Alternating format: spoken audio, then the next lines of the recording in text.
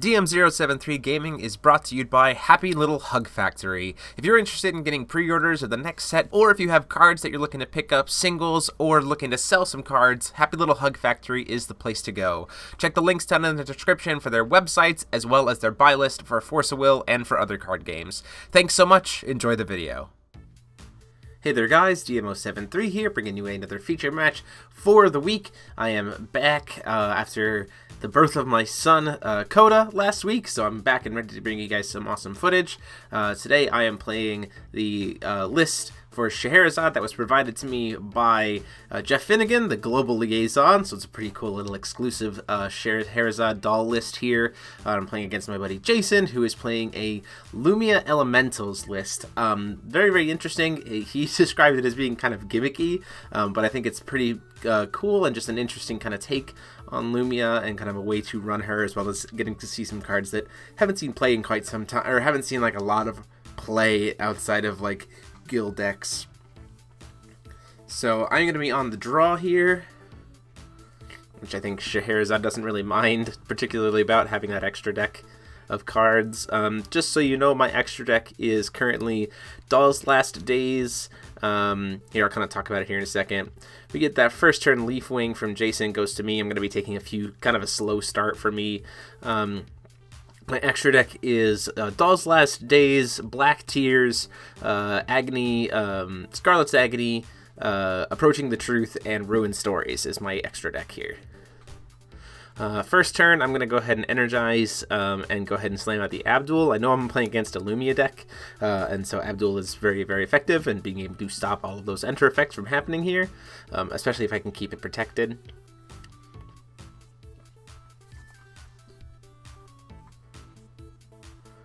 Jason's going to play out that Leaf Garb and swing in the air for 3. Takes me down to 37. He'll get to flicker it at the end of turn. Obviously, I can't block with the Abdul because it's flying. Leaf Garb primarily used to help Jason get his Leaf Golems to the graveyard. He uses the Leaf Golems. He also uses the Riula and Viola package.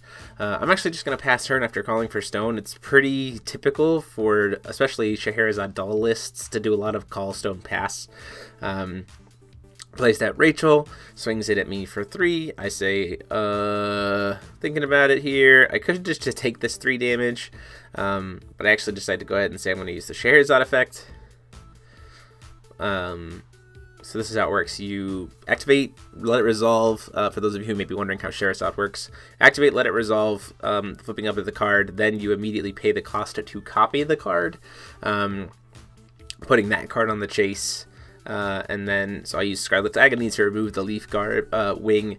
Lets me draw a card as well. I think I actually missed that.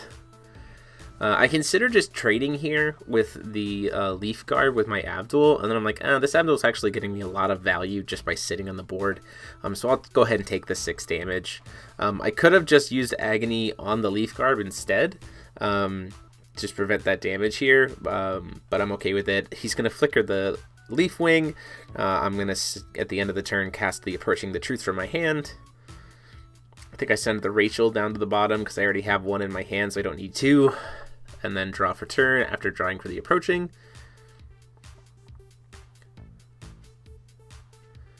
Move to Recovery, get that another Black Silence.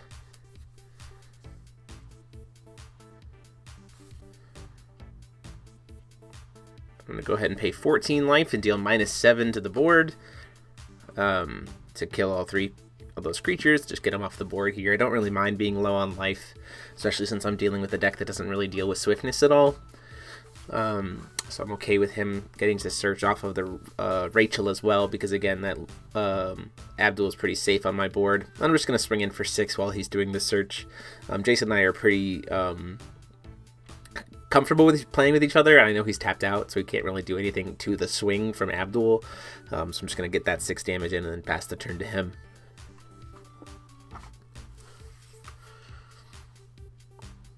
See, he grabbed that Great Tornado. The beauty of Rachel is he doesn't have to reveal to me at all what he has to play. He can just grab any card that he wants. The Global Liaison Cherry list is also playing some Rachels, but again, it's more using it as a control shell rather than anything else than like the flickering of Lumia. Gets that red source, which is great, so he can do Judgment. He's going to play 3 to play that Rachel, no enter effect.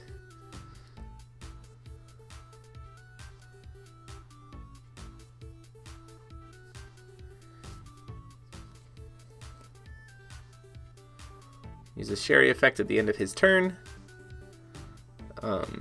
Cast Ruin Stories to try to flip my 2 spells back down. And get to draw. So the reason why that works is you flip Ruin Stories up and then copy Ruin Stories, so then the copy can target the original Ruin Stories and the Agony and flip them both back down. And it's the main way that Sherry's going to kind of keep recycling. On my turn, I'm going to play that Thought Control. I see that Nyarlathotep in his hand, which means there would be a imperishable Lumia, and I don't really want to deal with that at all, so especially with the lifelink too. So I'm going to go ahead and have him discard that out of the way, and then I'll just pass the turn.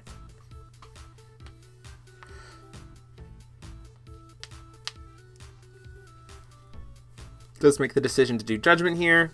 Gets to recover that Awakened Stone the Earth. No Nyarlathotep. He's going to swing at me for 10. Flicker the Abdul.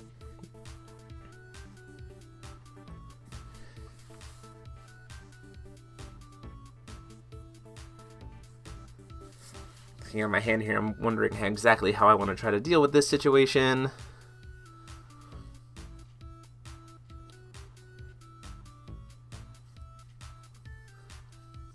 Like what order I want to try to resolve things in. Sherry effect in response to the attempt to flicker. Scarlet's Agony, remove Lumia from combat and draw a card.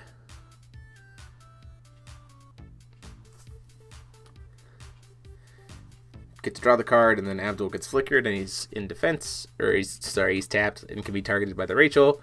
I'm going to go ahead and use the Ruin Stories from my hand to force Jason to then sacrifice a card. He'll again to go search again. But at least I've once again kept my Abdul alive for a turn. The longer Abdul survives, the better for me. He's going to search for another Nyarlathotep.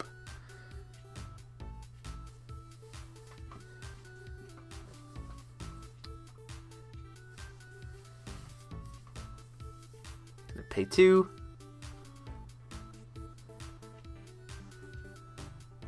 Casts the Leaf Garb. Doesn't get an enter effect off of it. Goes to my turn.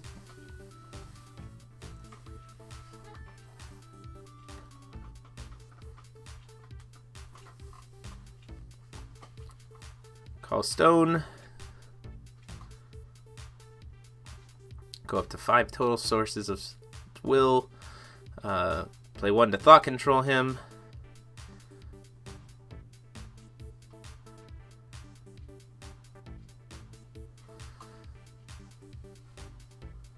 I know he has the Nyarlathotep in hand, which is fine, but I'm actually more concerned about the Ryula now that the Lumia is flipped. So if Lumia for some instance dies, he has to be able to heal her before that Nyarlathotep is more effective. So I'm less worried about it. And then I make a stupid play here, and I swing my Abdul in, completely forgetting there's a Leaf Garb there, so then we trade. Pretty suboptimal on my position.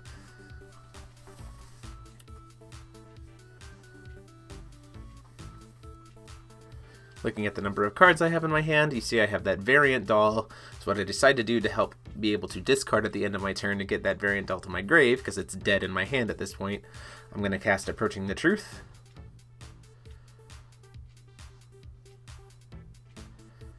And then I go to 8 cards because I draw 1 from Approaching, and then at the end of the turn I can discard 1, and now my Variant Doll is in the graveyard. So this means that when Scheherazade flips, I can just immediately bring him back onto the field, which is exactly what I want.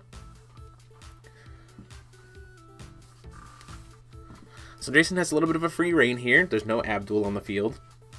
But at the same time, if he wants to call stones, then he's taking advantage of the fact that I have presumably open board, and I don't have a way to stop the attack from Lumia, as my Agony's already flipped. And you can only use Scheherazade once per turn, so I can't use Ruin Story and Agony all at the same time. He's going to swing at me for 11, nothing to flicker. So I'm going to go ahead and flash in my Patrolling Guard doll, who is probably one of the best dolls for Scheherazade completely. With only Legend 2, which is what I have, he becomes an 11/11, which is huge. And then Lumia is going to get killed. So again, now I don't have to worry about getting the stuff flickered, and he has to try to stick a Ryula before he can heal Lumia to be able to make use of that Nyarlathotep. He's going to play that Viola Awakened. Only has 2 elementals in Grave, so he's just going to pick one mode. I believe he picks mode to draw a card here to try to draw into something to help his hand out a little bit here. But then the Viola... Sorry, he plays the Viola, draws a card, and the Ryula comes in because of the Awakening and brings those 2 elementals back to his grave. So it's a good way to kind of recycle. Viola is really the enabler, and then Ryula is the reloader, essentially. It does tap him out, so he has to pass the turn there.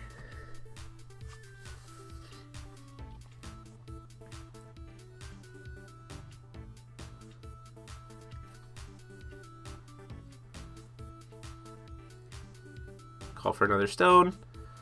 Main reason I'm not flipping it is because this list, rather than if you've seen Benjamin Bargetzi's list, is more of a tempo aggro list. This is very much more of a control style doll list.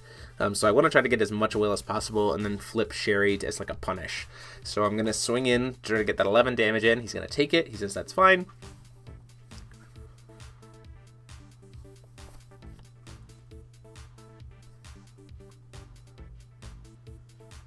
I'm going to go ahead and pass the turn there. Don't really need any of Sherry's effects right now, but I want to leave as much will as possible open, as I do have another Patrolling Guard doll in there.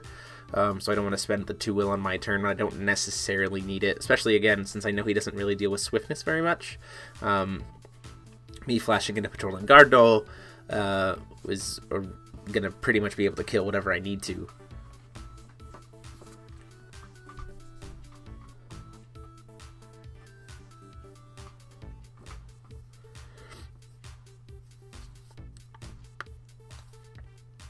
But again, I want to force Jason to be spending his will as much as possible on his turn, and then I spend my will on his turn and then recover, and then I have my whole turn to play with. So I'm just constantly putting out answers while amassing this bigger and bigger board state and bigger threats that he just eventually can't deal with.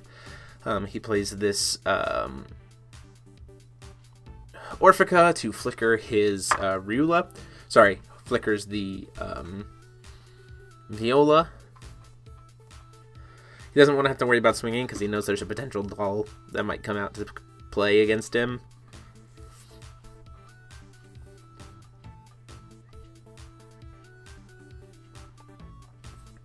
Orphica is a great way for him to be able to get around that. He's going to Kaguya's Moonbeam Butterfly for a 1-drop. I say, okay, that's fine. Because of the fact that I still haven't seen a Leaf Golem hit his grave, I'm not terribly concerned. However, that's a little bit of a downside for me. The other thing is, too, I have Black Tears, so if he tries to play the Fighter after this or something like that, I could easily just play Black Tears and wipe all of his guys off the board, which puts me in a much better state. Black Tears is definitely a card that is up in the air for Sherry as to whether you main or side it. I definitely think it is at least worth a sideboard slot, but based on your build or based on what your expected meta is, then it might deserve a main board slot too.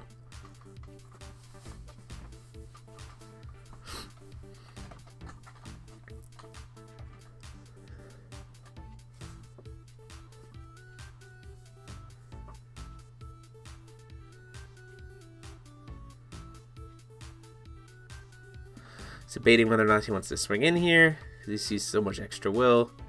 At the end of his turn, I'm going to go ahead and flash in Jupiter. I'm going to use Jupiter's modes to draw a card. And then I'm going to bounce one of his... I think I bounce one of his 2 elementals back to his deck. Or back to the top of his deck. The Leaf Fighter.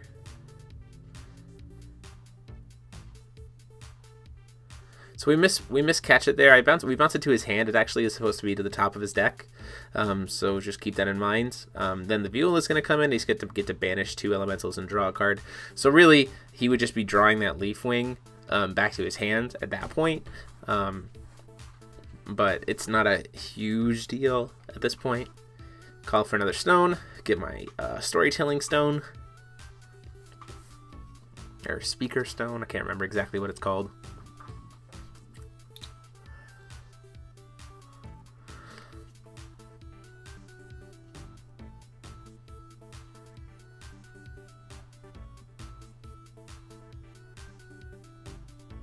Paying 3.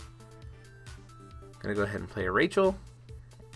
Look at the top 3 cards of his deck. Kind of want to set up what his next turn is. You see I hit a Riula, an Orphica, and a Viola, and I'm like, you know what? All 3 of those can just go to the graveyard right now. I'll swing in for 11.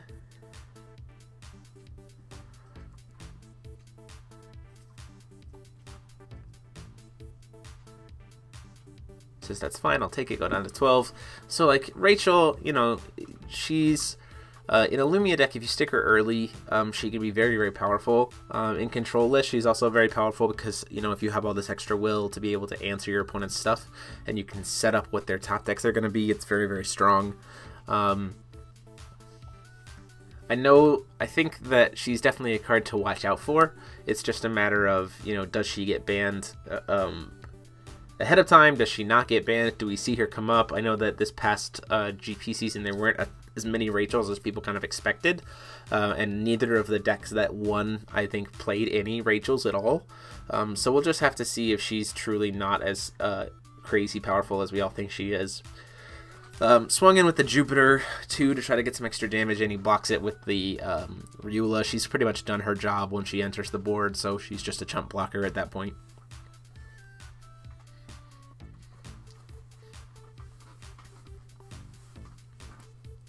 Still have 4 will available at this point, I believe.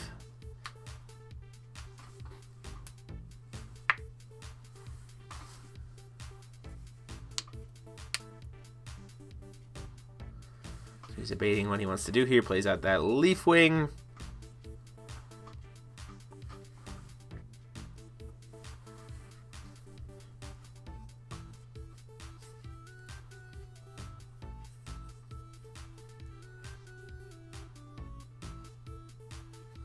He's got that Great Tornado. He's debating whether or not he wants to use it right now. So Great Tornado, oddly enough, is a really weird, pretty cool tech card for Lumia for situations like this, because it taps down your creatures to reduce its cost.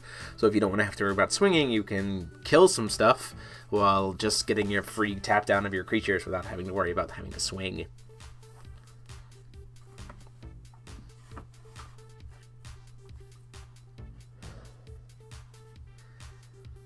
Does have that Leaf Golem in hand here, so probably a good play would be to use the Great Tornado, kill a couple things, sacrifice your 2 guys, and play the Leaf Garb, and play the Leaf Golem.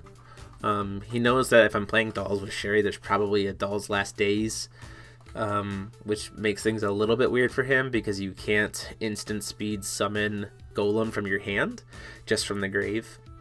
So he's going to rest everything here for a total of 7. Play the Great Tornado, targeting the Jupiter and the Patrolling Guard Doll. The Sherry effect to use Doll's Last Days.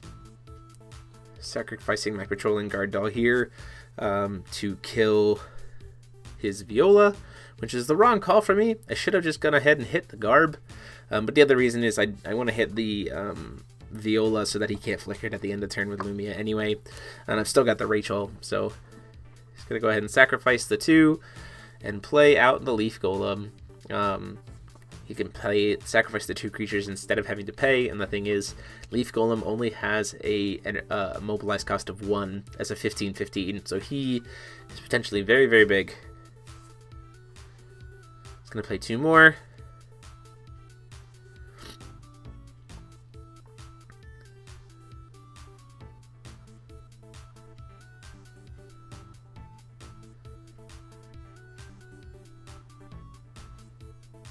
Debating on whether or not to play the Viola that he has in his hand. Does play the Viola. He's gonna get to do a lot of stuff from his graveyard. Potentially. And I say, you know what, you're tapped out. I'm going to go ahead and cast this Ruin Story from my hand and cancel it.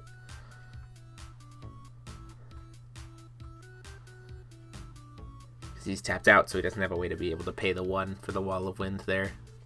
The Wall of Wind-esque effect, the tax.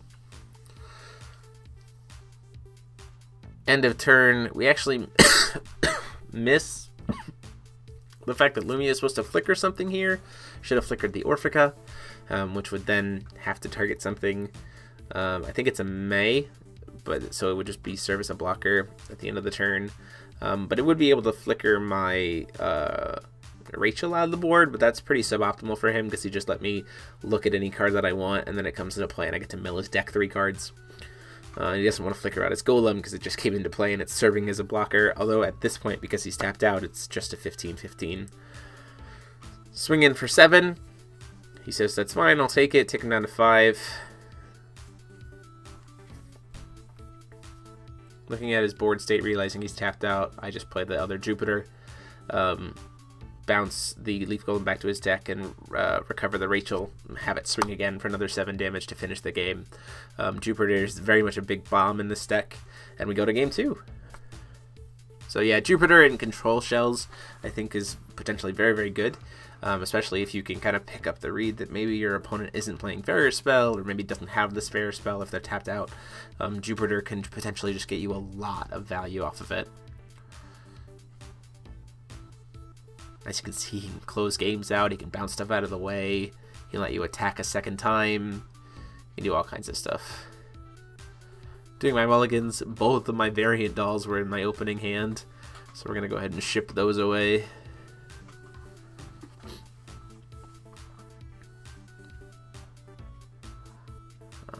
He actually put me on the play this time. Get that Speaker Stone off the top.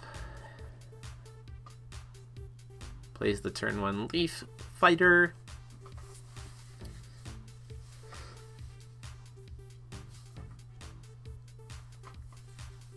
Cast Approaching the Truth. It's a pretty standard Sherry play. If you don't have a turn 1 and you don't need to counter your opponent, you can just use the Approaching the Truth story to kind of help fix your hand. Flips into that Prisia Moria. Has to pay the 3 life because it is a Shock Rock.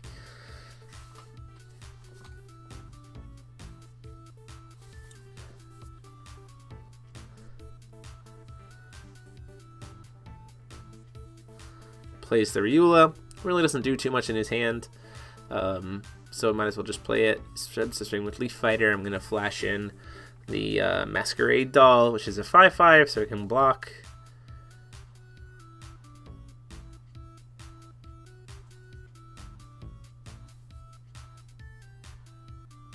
Play Thought Control.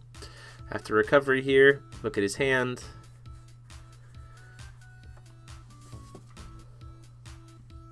We're going to go ahead and hit the Rachel. It's providing me the most threat right now. He doesn't have access to a red source, so it really doesn't really matter. And he doesn't have a Dragonoid in his grave, so that also doesn't really matter too much to me. Viola, he has no element. He only has 1 elemental in his grave, so Viola doesn't really matter to me either. He's going to do Kagi's Moonbeam Butterfly to grab a 2-drop, and I say, yeah, that's fine.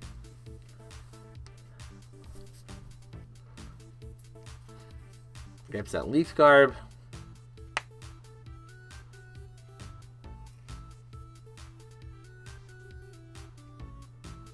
I'm going to respond to the Leaf Garb trigger by using Lorite to cancel it. I do not want him getting, with how my hand is kind of shaping up to be, I don't want him getting any Leaf Golems in the grave quite yet, especially knowing also that he has a Viola, and next turn he'd be at 4 will, so he'd be able to do Viola plus Riula. Just want to try to keep his graveyard weirdly numbered in terms of elementals. Passes the turn to me. Before the upkeep, I'm going to go ahead and cast Approaching the Truth.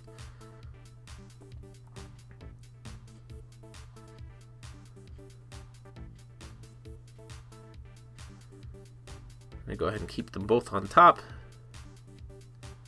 Call for a stone. Play another Thought Control. Grab the Riula this time. I just don't want to have to deal with multiple. I just don't want to have to deal with multiple Lumias. And the other thing is too is even if I discard the Viola, he can just play. He can just play the Riula and bring back the Viola. Like, this is weird because they're both Dragonoids and they're 2-drops. So white Riula can actually grab either green Riula or green Viola. So me discarding Viola would literally have done nothing. Plays another Leaf Garb. I say that's fine. He finally gets to go put his 2 Leaf Golems into the grave. And give them a quick read over real quick.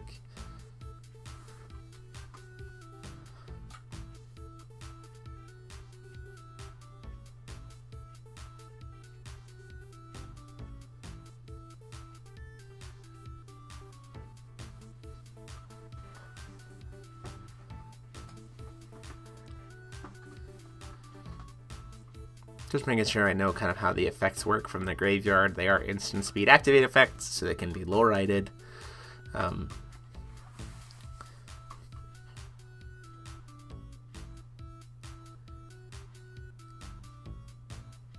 going to attempt to play the Viola. Unawakened though, so I'm not terribly concerned. I could Severing Winds this, but in my mind I'm like, well, you know what? If he's gonna remove 2 guys anyway, I might I might as well let him kind of get rid of them. And then I'm gonna go ahead and just flash in the low right to cancel her effect anyway, just to say, you know what, he might have something. So at this point he's just got a full field of creatures. Prime final battle material. Go ahead and block the first Leaf Garb.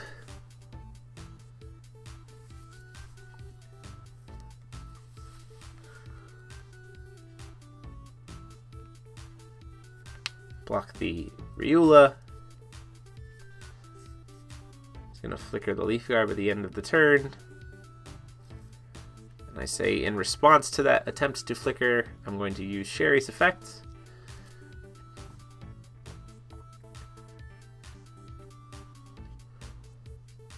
Doll's Last Days, sacrifice my Masquerade Doll, and kill it. So we don't get the flicker. I get to draw a card off of a Masquerade Doll leaving, and then I get to draw for turn.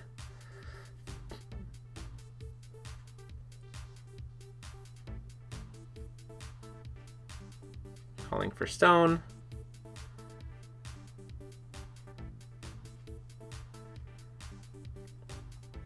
This is one of the good kind of control cards. I'm going to use Null Page on the Viola.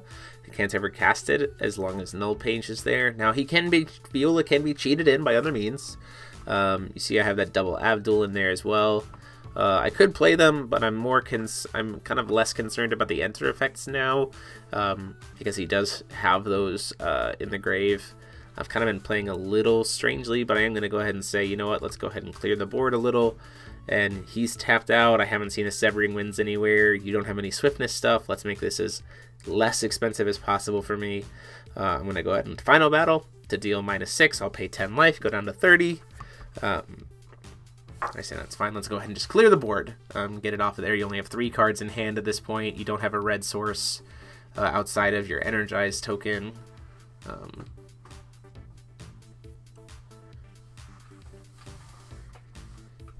And just flipping into pure Lumia at only 4 stones without ability to recover seems kind of bad for him. Vanilla Riula is going to come in, but it is going to be awakened, so he is going to go grab the Viola. It's one of the ways he could cheat it in, primarily just because he wants to cheat it out. He does have a lot of elementals in his grave here. This is one of the situations where I'm glad I saved the Severing Winds for, because if he banishes all of his elementals here and then tries to make a play somewhere else with that extra will that he's produced, then I can just Severing Winds it and kind of hard punish. Then he's stuck with all of his elementals removed, and he has to kind of spend a turn bringing them back. Plays the Leaf Fighter.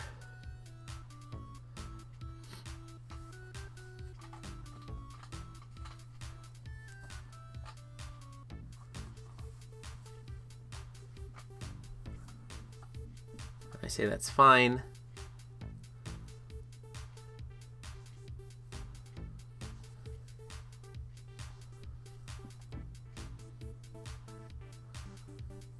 Place the leaf wing.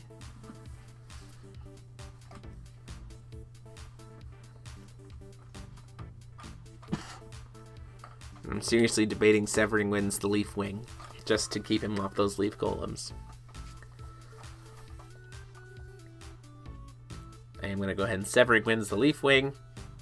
I don't want him to be able to next turn be able to play, because the golem's effect is not an activate ability and not a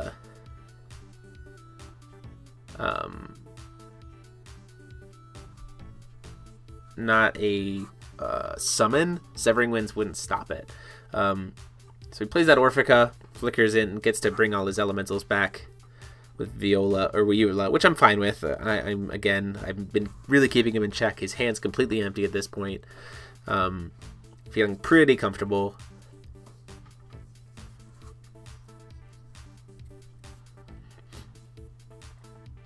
And now he's spent his Energize, so I don't have to worry about Lumia flipping anytime soon. Unless he, at least 2 turns without having to deal with Lumia. Actually, just draw Call Stone and pass. I think at this point I got a Patrolling Guard Doll. Plays that Leaf Wing off the top. So it didn't necessarily even really matter for me, unfortunately. Would have loved to have seen maybe, that would have been a turn to play a Rachel. If I had one, set up the top deck so that it's literally a garbage card that doesn't help him at all. When you get your opponent to top deck mode and then you just control their draw for turn every turn, it's pretty devastating.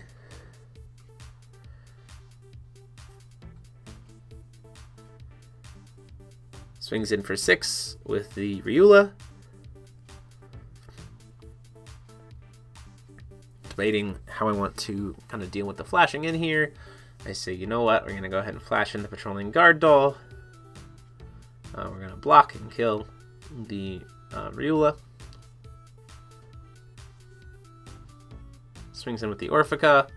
Hits me for 4. Say, that's fine, I'll take 4.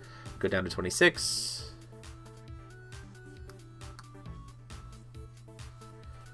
At the end of the turn, he's going to flicker the Orphica, which then will flicker the Riula, the Viola, and the Viola will come back in at the end of my next turn.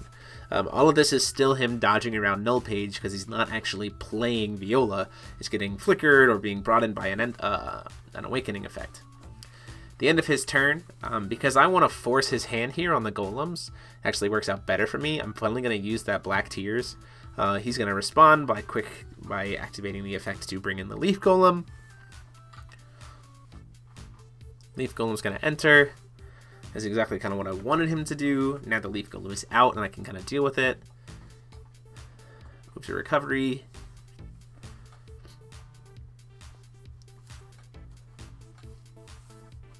Call Stone.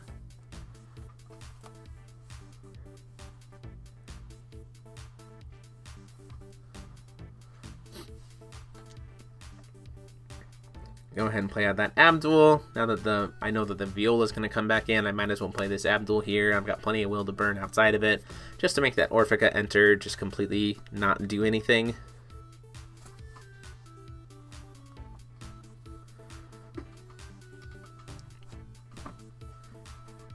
I'm going to go ahead and pass the turn. Viola comes back in, doesn't get anything. He gets to draw for turn. Calls for another stone, still not hitting a red source there. Plays the vanilla Riula. So the gang's all here, but none of them have enter effect. It's going to swing in for 15. Use the Sherry effect to do Scarlet's Agony. Removing it from combat and drawing a card. This is the other reason why I wanted to force him with Black Tears, because Scarlet's Agony literally just makes that Golem just not do much. And then at the end of the turn, I'm actually going to flash into Marionette Dolls, or Masquerade Dolls.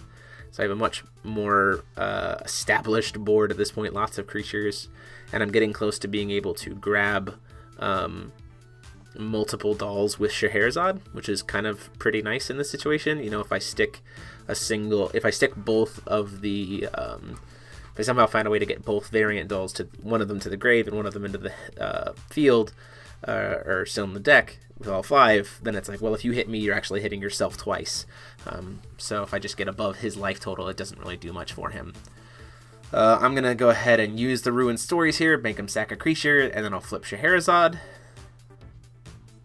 I have Legend 5, so I get to get all 3 effects. I get a doll from the grave, get my Masquerade doll.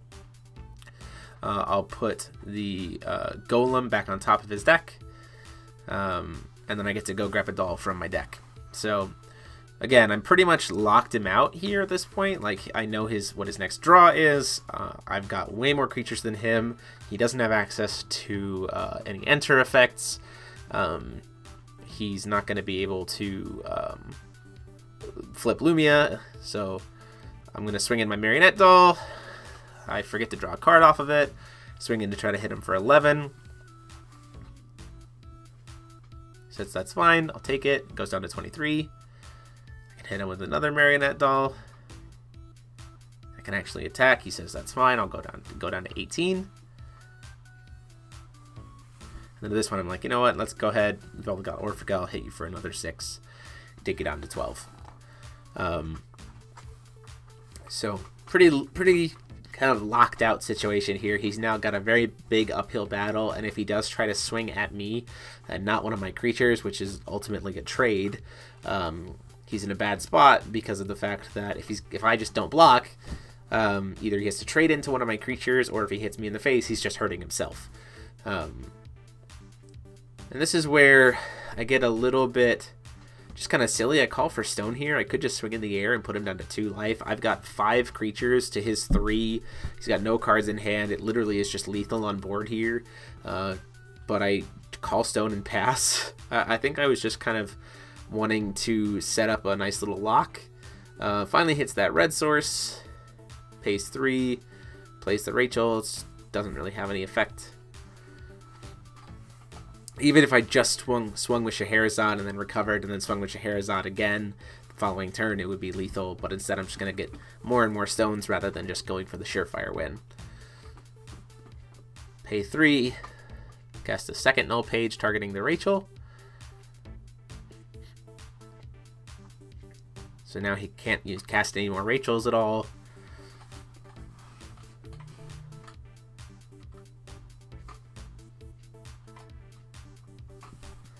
Go ahead and swing in for 5.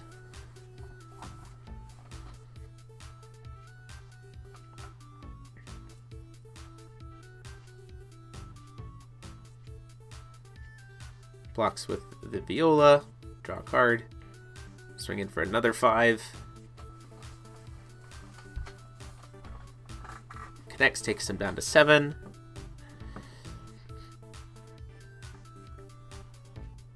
This is what I'm talking about. This is the situation where I could have just had the game over, but I actually suddenly give him an opportunity to potentially kind of come back and mess things up. Off of the Rachel that I removed, he searched for Nyarlathotep. So now he's got an imperishable Lumia that has lifelink.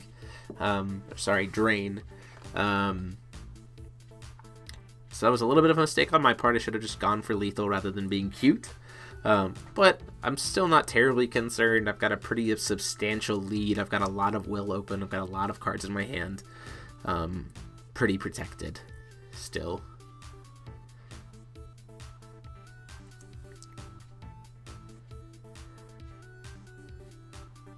Swings in at my my 5/5 doll to flicker my 13/13 golem.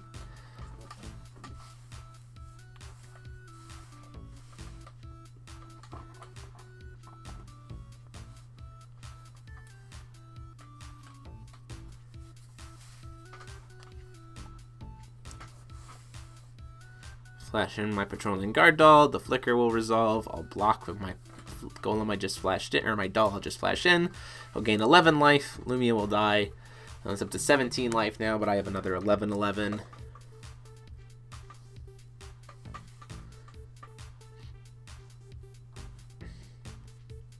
Gonna try to swing his golem into my effigy.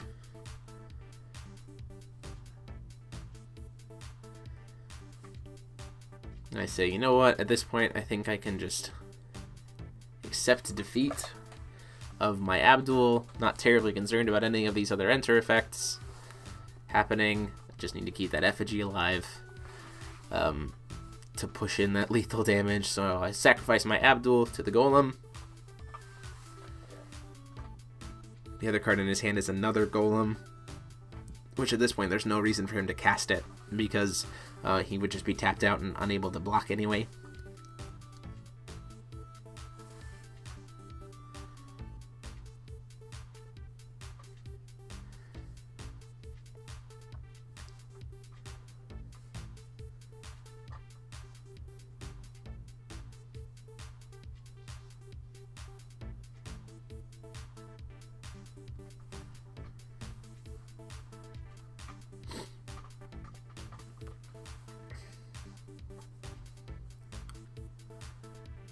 Jason's figuring out exactly what he wants to do here. I've got lethal on board, like kind of regardless of what he does. I mean, he'll flicker up the other golem and have 3 blockers here at the end of the turn. If he just leaves them all up, at which point in time he still just dies.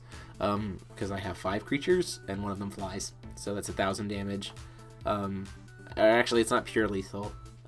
Because the other doll is only a 5/5, so it'll only be a total of 15 damage. Leaving him at 2. Actually gonna go ahead and try to swing the Orphica to deal with one of my dolls, which I'm not sure was the right call here.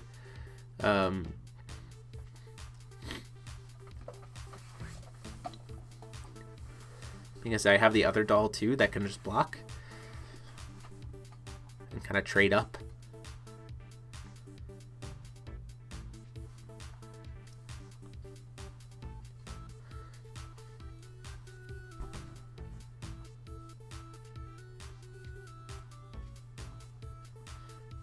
He's gonna look at what he wants to do. Doesn't really have anything else to do, though.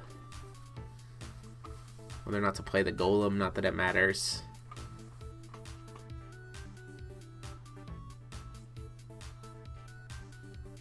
He's gonna go ahead and try to swing in and kill my little doll. Get to go ahead and draw a card. At this point in time, he'll only have 1 blocker.